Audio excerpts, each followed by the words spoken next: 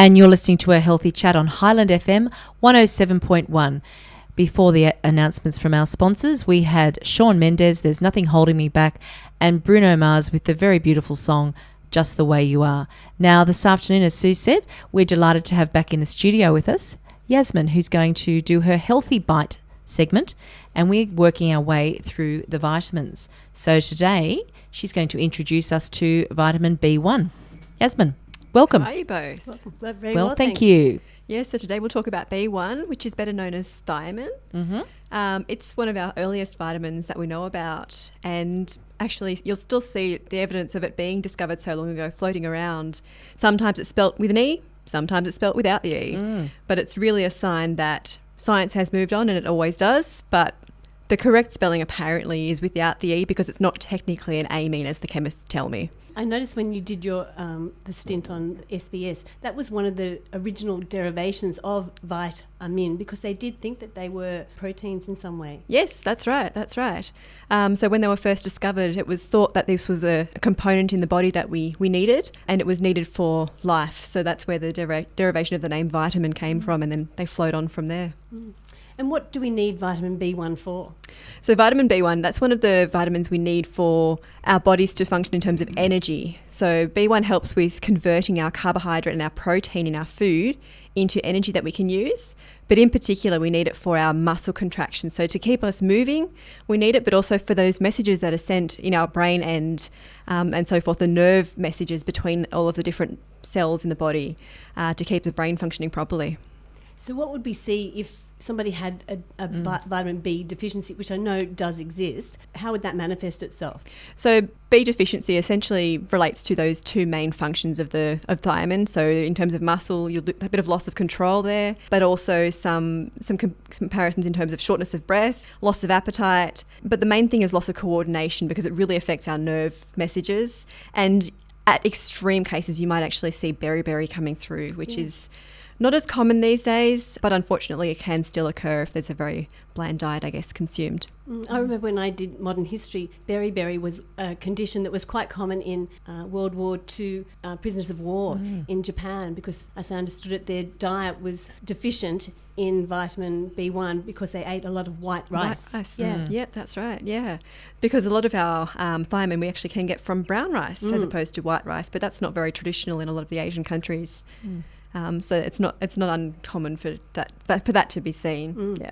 And I know pharmacologically we do use thiamin in alcohol withdrawal. So if somebody's exhibiting alcohol withdrawal symptoms, we do give them injections of thiamin, largely because it can cause issues. So in the brain, a deficiency which can cause comas. My next question to Yasmine, what food do we find? What food? So I've already said brown rice. Yeah, the brown rice. It's a nice, easy one. But we can also find it in whole grain and wholemeal breads, eggs, trout, which is really nice and tasty.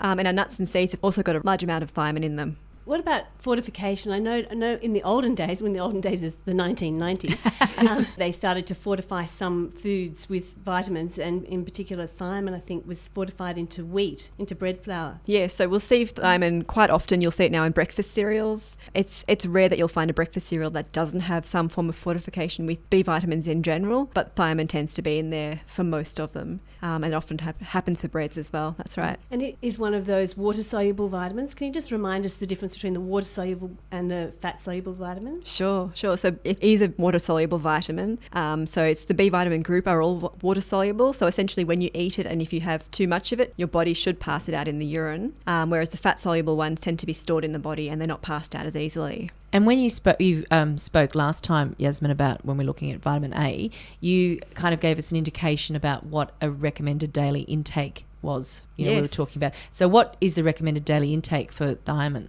Well, this one's nice and easy. So if you have, say, a 100-gram fillet of pork, you've got your amount that you need for your RDI for thiamin. Right, okay. It's nice and simple, that one. That's easy. Yeah, it is easy, isn't it? Yeah. I love brown rice. We've just taken it up recently, and it tastes quite different to white. You have it much more simply than you would have white rice. It's got a lovely nutty flavour to it, doesn't it? Yeah. Just that little bit extra time in cooking, but it's beautiful. Definitely and beautiful. You can even buy mixtures now that have got quinoa. Yes. Quinoa and brown rice. And strangely, that's become my children's favourite. That's very good, because it is hard to get children to, that are used to eating white rice. The brown rice does taste very different, and there's often a little bit of, resistance to that I had a movement. bit of resistance with my monsters. Yes. So we slowly introduced the brown rice. So the ratio of white to brown kept increasing, and then that's a they good didn't idea. really notice the difference after a while. So that's a clever way to do it. Sneaky little way to get it in. Wean them off it. Mm-hmm. Yeah. After our vitamin A recipes and carrots, I can't grate a carrot without thinking of you, Yasmine. It's a positive thing. Yeah.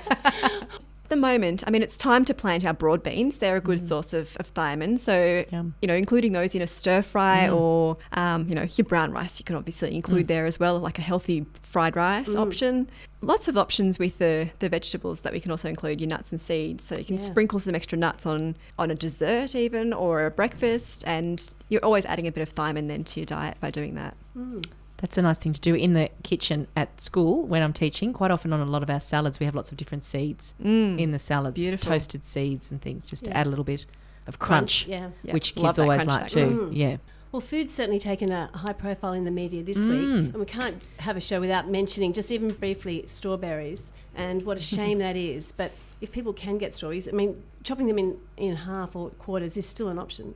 Definitely. If you're still buying the strawberries, some people get scared completely from these recalls, but if they are still buying them, then make sure you do consume them safely. So chop them up into smaller pieces. The companies are doing their best to obviously recall the strawberries that are affected, and buy locally as well. Same thing with the previous issues with the honey that came up in the news.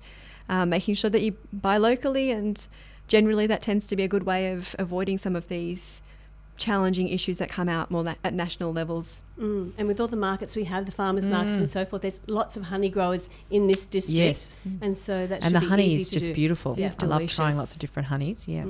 Now, I noticed in last week's conversation there was an article called "A Simple Blood Test Could Read People's Internal Clock," and there was mention in it about the circadian rhythm and timing.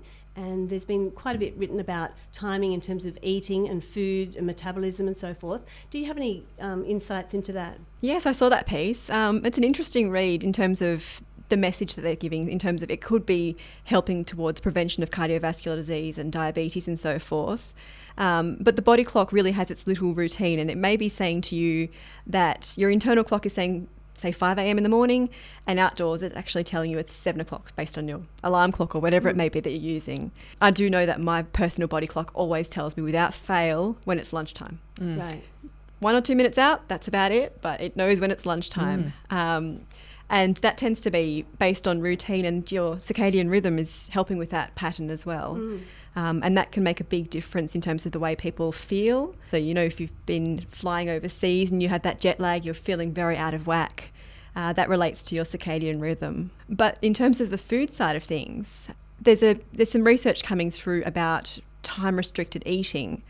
And this is basically suggesting that if we eat within a certain interval of time, so roughly 8 to 12 hours is what some of the studies have used, that this will actually help with weight management and potentially with weight loss as well. So you mean eating our full day's complement of food within 12 hours and having a 12-hour gap, if you will? Yes. Yeah. So we all have different patterns of different lifestyles and different ways of eating and days of eating and so forth, different times of eating. So if we have a look at our own personal pattern and say we start and have our breakfast at a certain time, then if we fit in our final meal for the day within that time frame, that should be beneficial for us from a health perspective. So giving your body some time without food to sort of metabolise, reassimilate and so forth. Not feeding it and making it work all the time. That's right. So that was based on some animal studies that were conducted a while back, because mice don't have that internal body clock. And they've extrapolated that further to humans, finding that with our internal body clocks it can actually be quite close. And that piece in the conversation is a bit of a clever one, because they're actually having a blood test now where they can predict the internal body clock without having all these really invasive measures occurring. So they've created a little app, I believe it was. So I think that's quite a clever piece of technology there. Yes. I do know that in terms of drug therapy, some drugs are better taken at certain times of the day, largely because some of the drugs, the way we metabolise them and absorb them, depend on hormones that are driving enzymes and so forth. And we do know that some medicines are better taken at night and others in the morning.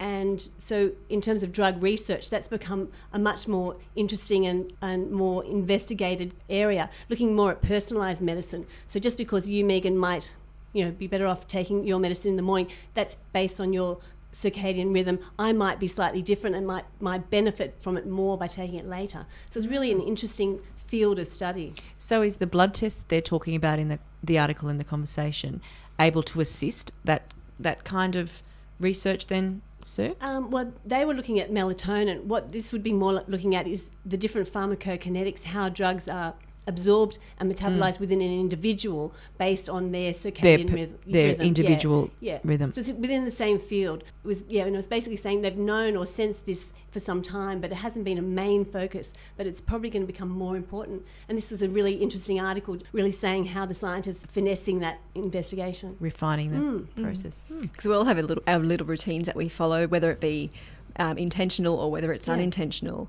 If we talk about my child's favourite topic, poo, we have certain times when we are more likely to go to the bathroom. It's individualised, and it's very unlikely that two people will have the exact same internal body clocks. Indeed. So it's an interesting space. Yeah, one size doesn't fit all. Makes sense, doesn't it? Yeah. Well, next time you come on, what will we be talking about then? Vitamin B2, so riboflavin. Right. Yes. Yeah. And it's also important to keep in mind that we aren't eating vitamins in isolation, so always to keep consuming them within a balanced diet. Yes. Yeah, just on their own.